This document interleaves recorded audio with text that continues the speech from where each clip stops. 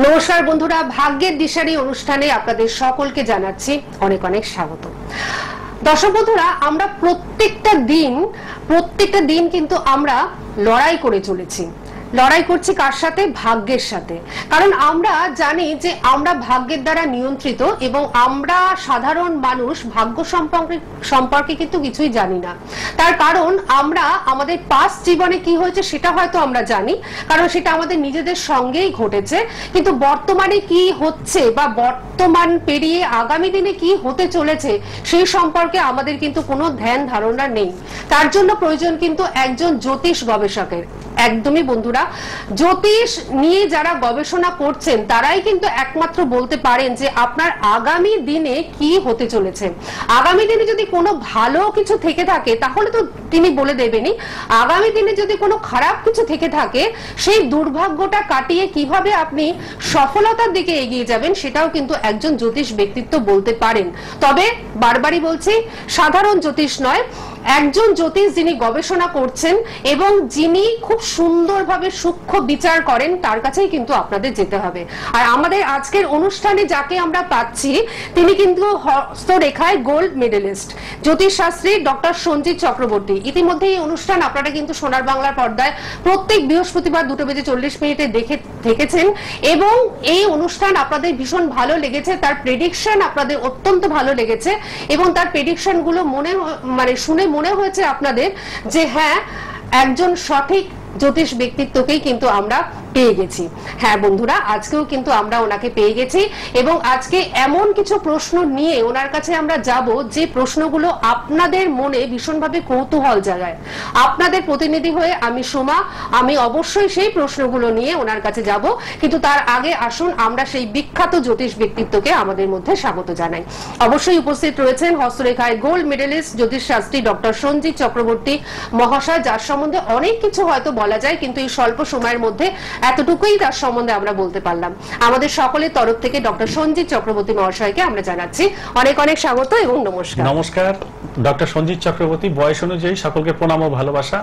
আশা রাখা যায় আপনাদের এই প্রোগ্রাম ভালো লাগবে। যদি আপনাদের পথ দেখাতে পারি, দিশার কোনো সব দিকে ঠিকভাবে নিতে পারি তো সেইভাবে আলোচনা করা হবে। নমস্কার। একেবারেই তাই। এবং বলতে বলতেই কিন্তু ফোন চলে এসেছে যে এই অনুষ্ঠানটি কতটা জনপ্রিয় সেটা বোঝাবার জন্য কিন্তু আর কিছু দরকার হয় না, কারণ ফোন অলরেডি চলে এসেছে। আমরা ফোনটা একটু হোল্ড করাচ্ছি, যিনি রয়েছেন তিনি একটু হোল্ডে থাকুন।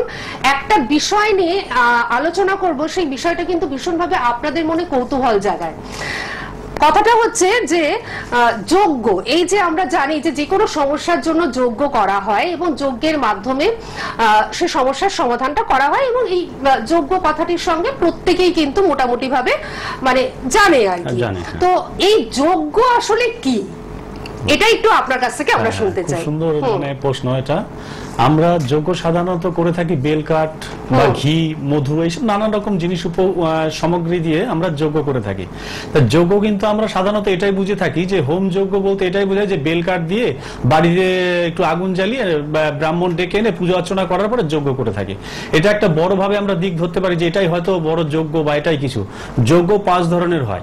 যেমন ধরুন একটা যজ্ঞ কথা বলা যেতে পারে ভূত যজ্ঞ, আচ্ছা, তারপরে শান্তির যজ্ঞ। এই যে যজ্ঞ আরো যে 5 রকমের যজ্ঞ হয়, তো যেমন ধরুন আপনার অতিথি যজ্ঞ, এই অতিথি যজ্ঞটার কথাটাই বলা যেতে পারে যদি কোনোভাবে কোনো আত্মীয় স্বজন পরিজন বা কোনো বন্ধু বান্ধব হোক বা কেউ না হোক আপনার বাড়িতে চলে এসছে হঠাৎ করে, এবার সেইখানে চলে আসার পরে এবার আপনি তাকে জল, মিষ্টি বা বাতাসা, মিষ্টি আপনার ঘরে নেই, একটা নকুনদানা হোক একটা বাতাসা হোক দিয়ে আপনি জল দিয়ে সেবা করলেন, এটাও কিন্তু একটা যজ্ঞ। অতএব এটাও যদি করা যেতে পারে তাহলেও কিন্তু অনেক খারাপ প্রভাবগুলো কাটতে পারে। কোনো মানুষ আসলে তার জল মিষ্টির প্রয়োজন হয় না, এমনি জল দিয়েও আপনি তাকে সেবা করতে পারেন, এটাও কিন্তু একটা বড় ভূমিকা রাখে, এটাও কিন্তু একটা বড় যজ্ঞ। এই জিনিসগুলো আরো কিছু কিছু যজ্ঞ আছে। তো যাই হোক, সেই পরপর একটা করে বলা হচ্ছে। আপনি যেটা আমাদের বললেন যে এই আতিথেয়তা, এটা এই যে অতিথিকে আপ্যায়ন করা, সেটা জল দিয়েও হতে পারে। আপনি অতিথিকে এক গাদা এক মিষ্টি দিয়ে আপ্যায়ন করলেন সেটা নয়। এই যে এত সুন্দর এই জিনিসটা আপনি বললেন, এটা কিন্তু রঞ্জিত চক্রবর্তী মহাশয়ের একটা বিশেষত্ব যে উনি কিন্তু জ্যোতিষের যে ভারী ভারী কথাগুলো সেইগুলো বলে কখনো মানুষকে বিভ্রান্ত করেন না। কারণ এই যে ভারী ভারী কথাগুলো আপনার আমার সাধারণ যারা আমরা সাধারণ মানুষ আমাদের মাথার উপর দিয়ে চলে যায়, যে কোন ঘরে কি আছে, কোন ঘরে কি নেই, কোন ঘর থাকলে কোন ঘরে কি বসলে ভালো থাকে, এই ব্যাপারগুলো কিন্তু আমাদের মাথার উপর দিয়ে চলে যায়।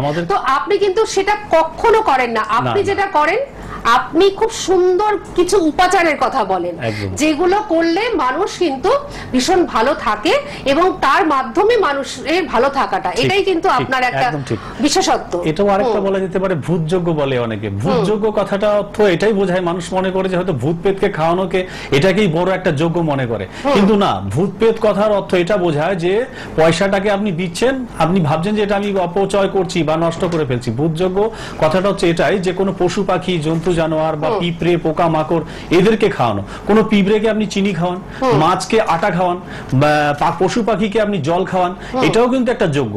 তা এই যোগ্য, এই দুটো যোগ্যর কথা আরো বললাম, আরো অনেক যোগ্য আছে। যাই হোক দিদি, ফোনে কে এসেছে? হ্যাঁ, ফোনে মানে একজন নয়, ফোনে অলরেডি অনেকে চলে এসেছেন। একজনকে আমি হোল্ড করিয়েছি, কিন্তু এই যে ওনার কথাগুলো এত সহজবোধ্য, যেগুলো কিন্তু আপনাদেরও যেমন ভালো লাগে, ঠিক পাশে বসে আমারও কিন্তু ঠিক একই রকম ভাবে ভালো লাগে, এবং তার জন্যই কিন্তু এই অনুষ্ঠান এতটাই জনপ্রিয়। আপনারা ফোনে অলরেডি চলে এসেছেন, অনেক ফোনের মাঝখানে আমি এই ফোনটা নিয়ে নিই। হ্যাঁ, নমস্কার, কে রয়েছেন আমাদের সঙ্গে? হ্যালো। আচ্ছা, আপনি কোথা থেকে ফোন করছেন আরেকবার বলুন? বাবুইহাটি থেকে ফোন করছেন। আপনার মেয়ের সম্বন্ধে জানবেন, তাই তো? আচ্ছা, আপনার মেয়ের নাম বলুন। মেয়ের নাম বলুন।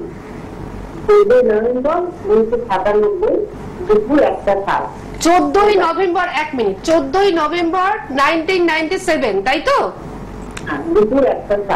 দুপুর 1:07। 14ই নভেম্বর 1997 দুপুর 1:07 কলকাতা। এটাই তো? আপনি ডেটা ঠিক দিয়েছেন তো? আচ্ছা, দুপুর 1:07।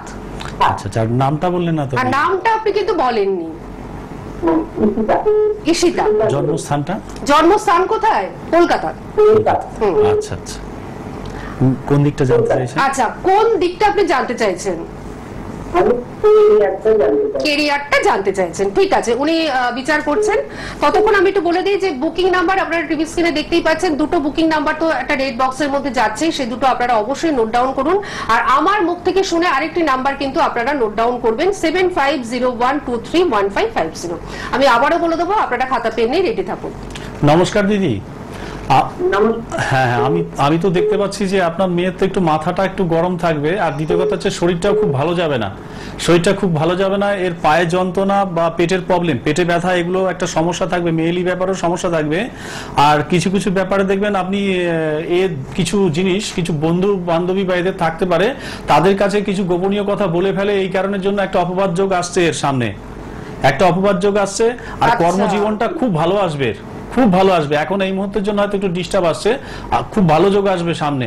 আর 2-3 মাস একটু অপেক্ষা করতে হবে এর জীবনে, তারপরে দেখবেন এর খুব সুন্দর একটা গোল্ডেন টাইম এর আসছে, খুব ভালো সময় আসবে এর ক্ষেত্রে।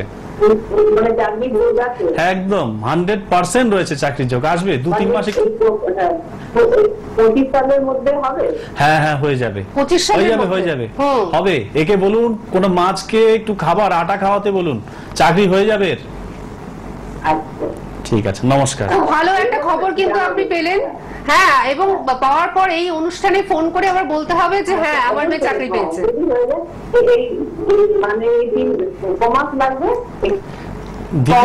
আপনি 2-3 মাসের মধ্যে ভালো কোনো খবর পাচ্ছেন। যে কোনো চাকরি আগে আসলেই সঙ্গে সঙ্গে ধরে নিতে বলবেন, সরকারি হোক প্রাইভেট হোক, এরকম কোনো ব্যাপার নেই।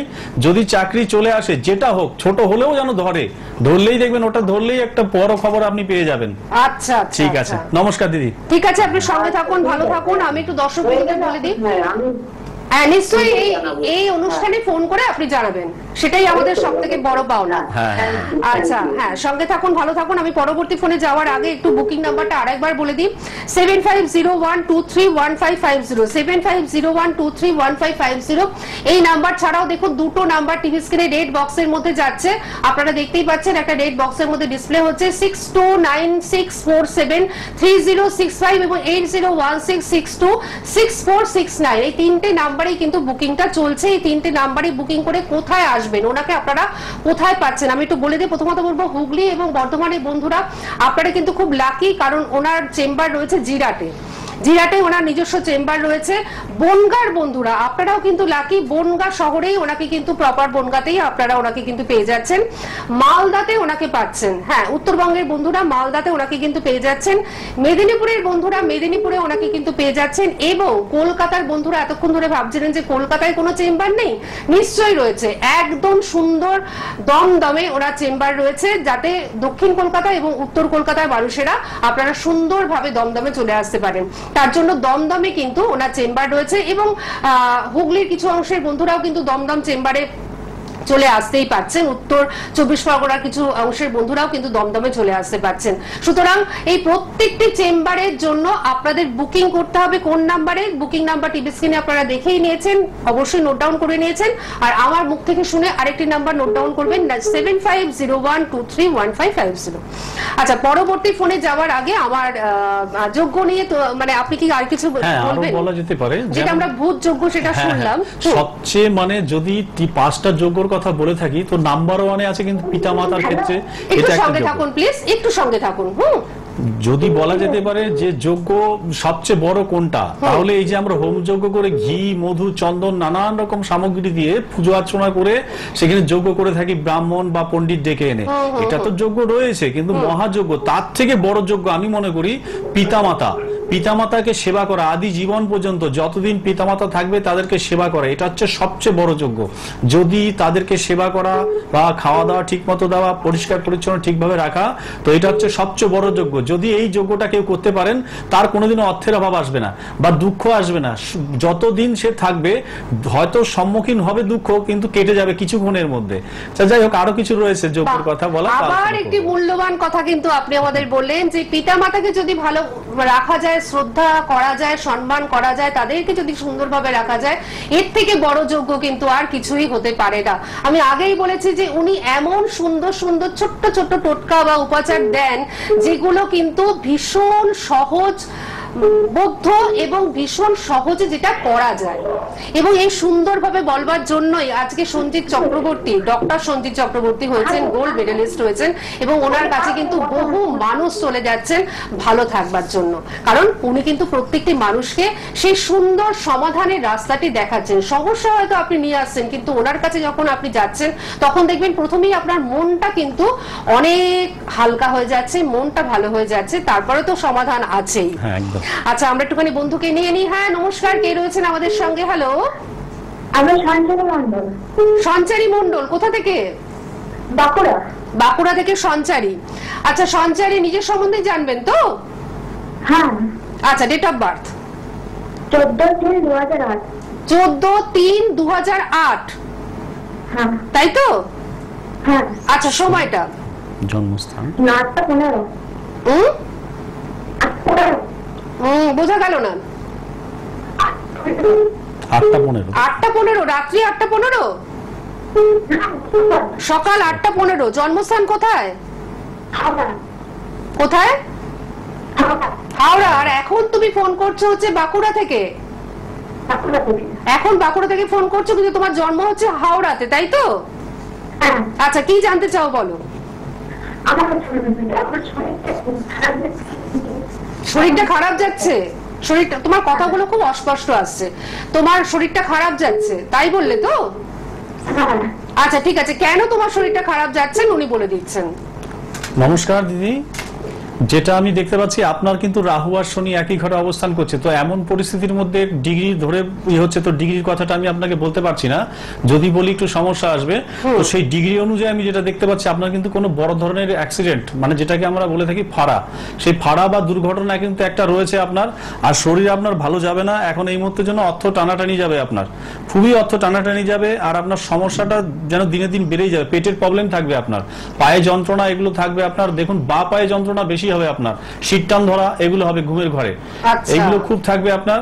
আর এখন যেটা সবচেয়ে বড় সমস্যা, আপনার শরীরটা খারাপ যাবে, তো সেই কারণের জন্য আপনি প্রিপারেশন নেবেন কোনো বড় ধরনের জ্যোতিষীকে দেখিয়ে নেওয়া বা তন্ত্রক্রিয়ার মাধ্যমে ফাড়াটাকে কাটিয়ে নেওয়া।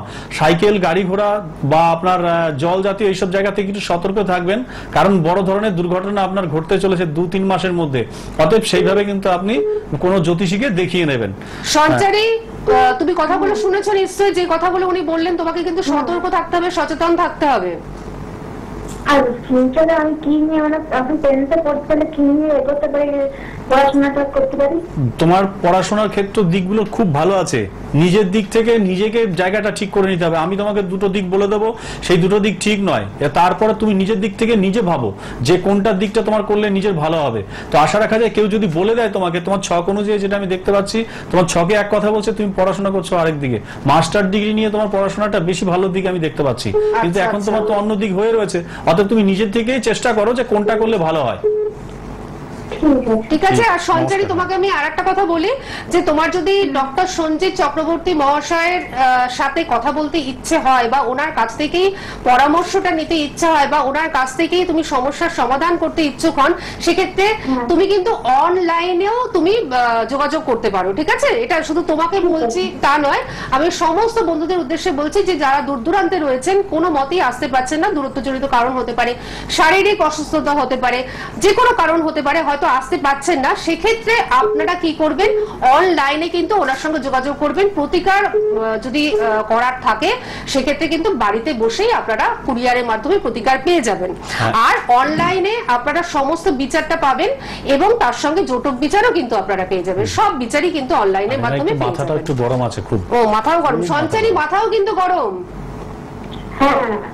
ঠিক আছে, তুমি সঙ্গে থাকো, ভালো থাকো। আর আমি তো বলেই দিলাম, তুমি কিন্তু অবশ্যই যোগাযোগ করতেই পারো। পর পর ফোন চলে আসছে, কিন্তু আমাদের প্রশ্ন তো রয়েছে কিছু, তো একটু প্রশ্ন করি, তারপর আমি ফোনটা নেব। একটু আপনি যিনি রয়েছেন হোল্ডে থাকুন। আচ্ছা, প্রশ্নটা হচ্ছে যে যোগ্য নিয়ে আপনি কি মানে যোগ্য নিয়ে শুনতে গেলে তো অনেকটাই শুনতে হবে, তো এই মুহূর্তে আমার একটুখানি যেটা জানতে ইচ্ছে হচ্ছে যে দাম্পত্য সমস্যা একটা দারুণ সমস্যা, কিন্তু দাম্পত্য সমস্যার আগে অনেকের না বিয়ে হচ্ছে না। এটা কিন্তু ভীষণভাবে দেখা যায়, এবং দেখা যায় যে সেই মেয়েটি বা সেই ছেলেটি সর্বগুণ সম্পন্ন বা সম্পন্না, তবুও তার কিন্তু বিয়েতে বিলম্ব হচ্ছে। হ্যাঁ, এটা কেন হয়? এটা হয় দেখা যাচ্ছে, ধরুন অনেকে তো আমরা এগুলো বিশ্বাস করি না, ভূত প্রেত, হাওয়া বাতাস এগুলো বিশ্বাস করি না। তো যদি কারো পার্সোনাল এইভাবে জানার ইচ্ছে থাকে বা দেখার ইচ্ছে থাকে, আমি মনে করি সামনাসামনি এসে তাকে কথা বলে বা দেখানো যেতে পারে। তো সেইগুলো বড় একটা ভূমিকা রাখে। যদি ঠাকুর দেবতা আমরা মানি, তো ভূত প্রেত, হাওয়া বাতাস এগুলো মানতে হবে, বা কালো জাদু, টোটকা, টোনা এগুলো নানান রকম ভাবে এগুলো মানতে হবে। তো সেই জিনিস অনুযায়ী দেখা যায় মাঙ্গলিক তো একটা বড় ভূমিকা পালন করেই। যদি কারো মঙ্গল খুব ডাউন থাকে বা উচ্চস্থ থাকে, নিচস্থ থাকে, সেটা তো ভূমিকা পালন করেই।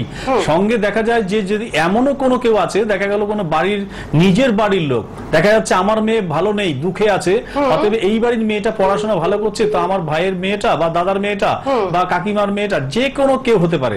অতএব আমি নির্দিষ্ট করে বলছি না যে হবেই এমন কোনো কথা নেই, হতে পারে। তো সেই মানুষগুলো দেখা গেল যে আমার মেয়ে ভালো নেই, তো আমি চেষ্টা করবো আমার মেয়ে যেহেতু ভালো নেই, তাহলে ওর মেয়েটা যেন ভালো না থাকে, তার জন্য সেইভাবে তার কিছু বিবাহ দিক থেকে আটকে ফেলা, বা কোন রকম কালো জাদু করে তার সব দিক থেকে বশীকরণ করে, বা যে কোনো কারণে তার ক্ষতিগুলো করা। অতএব বিবাহ এই ক্ষেত্রে আটকা পড়ে যেতে পারে, বা কোনো কারণে দেখা গেল যে তার বাড়িতে কিছু পুঁতে গেছে, ফেলে গেছে, এগুলো হতে পারে। মঙ্গল, শনি এইসব নিয়ে কিছু প্রভাবের জন্য, সেই কারণের জন্য বিবাহ ডিস্টার্ব করতে পারে। বুধের ক্ষেত্রে যদি কারো ডিস্টার্ব হয়, সেটাও কিন্তু বিবাহ আটকা পড়ে যেতে পারে। তো এই জিনিসগুলো আরো আলোচনা করা যেতে পারে, নিশ্চয়ই আরো আলোচনা তো হবেই। এবং বিবাহ হয়তো হয়ে গেল, তার পরবর্তী ক্ষেত্রে বিয়েটা খুব সুন্দরভাবে হলো, তার পরবর্তী ক্ষেত্রে বিচ্ছেদ। সেই বিচ্ছেদ কেন হয় সেটা আমরা শুনবো, তবে একটা ফোনের পর। হ্যাঁ, নমস্কার, কে রয়েছেন আমাদের সঙ্গে? হ্যালো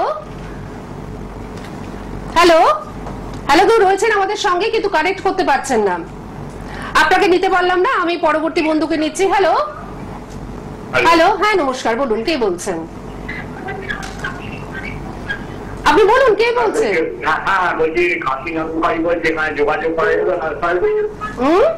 আরেকবার। ডক্টর সঞ্জিত চক্রবর্তী আমার পাশের আসনটিতেই উপবিষ্ট রয়েছেন, আপনি লাইভে রয়েছেন। আপনি বলুন আপনার নাম কি বা কার সম্বন্ধে জানবেন? আচ্ছা, আমার নাম কাশীরাম মুখার্জি, আমার সাথেই জানবো। আচ্ছা, আপনার সম্বন্ধে জানবেন। আপনি প্রথমেই যেটা করবেন, টিভির সাউন্ডটা একদম মিউট করে দিন, আমাদের সঙ্গে ফোনে কথা বলুন, ফোনে শুনুন। আচ্ছা কাশীনাথ বাবু, আপনার ডেট অফ বার্থ বলুন।